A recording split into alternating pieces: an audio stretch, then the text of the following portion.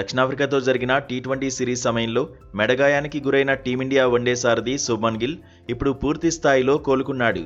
గాయం కారణంగా ఆ సిరీస్లోని ఆఖరి 2 మ్యాచ్లకు దూరమైన గిల్ బెంగళూరులోని నేషనల్ క్రికెట్ అకాడమీలో చికిత్స పొంది ఫిట్నెస్ పరీక్షలో పాస్ అయ్యాడు. న్యూజిలాండ్తో త్వరలో జరగనున్న కీలకమైన వన్డే సిరీస్లో భారత జట్టును ముందుండి నడిపించాల్సిన బాధ్యత గిల్పై ఉంది. ఈ నేపథ్యంలో అంతర్జాతీయ మ్యాచ్లకు ముందే తన శారీరక సామర్థ్యాన్ని, బ్యాటింగ్ లయను పరీక్షించుకోవడానికి దేశవాళీ వన్డే టోర్నీ అయిన విజయ్ హజారే ట్రోఫీని గిల్ సరైన వేదికగా భావిస్తున్నాడు.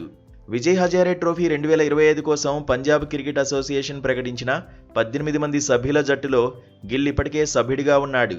అయితే గాయం వల్ల ఈ టోర్నీలో పంజాబ్ ఆడిన మొదటి 2 మ్యాచ్లకు అతను దూరమయ్యాడు. దీంతో గిల్ నేరుగా కివీస్ సిరీస్లోనే ఆడతాడని అందరూ భావించినప్పటికీ అతను దేశవాళీ క్రికెట్ ఆడేందుకే మొగ్గు చూపాడు. రోహిత్ శర్మ, విరాట్ కోహ్లీ తరహాలోనే పనిభారం దృష్ట్యా గిల్ కేవలం కొన్ని మ్యాచ్లకు మాత్రమే అందుబాటులో ఉండనున్నాడు.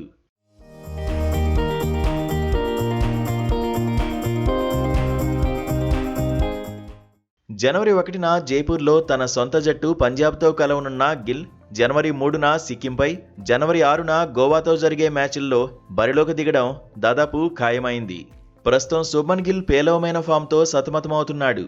ఈ ఫామ్ లేమి కారణంగానే 2026 టీ20 వరల్డ్ కప్ జట్టులో గిల్ తన చోటును కోల్పోగా అతని స్థానంలో ఇషాన్ కిషన్ను సెలెక్టర్లు ఎంపిక చేశారు. ఈ పరిస్థితిలో న్యూజిలాండ్ సిరీస్కు ముందు భారీ స్కోర్లు సాధించి మళ్లీ పాత ఫామ్ను అందుకోవడం గిల్కు అత్యంత అవసరం. ఒకవేళ బీసీసీఐ ప్రత్యేకంగా ప్రాక్టీస్ క్యాంప్ నిర్వహించకపోతే జనవరి 8న ముంబైతో జరిగే పంజాబ్ ఆఖరి లీగ్ మ్యాచ్లో కూడా గిల్ ఆడేందుకు ఆసక్తి చూపుతున్నాడు. ఆ తర్వాత జనవరి 11 నుంచి న్యూజిలాండ్తో జరిగే వన్డే సిరీస్లో కెప్టెన్గా గిల్ తన అదృష్టాన్ని పరీక్షించుకోనున్నాడు.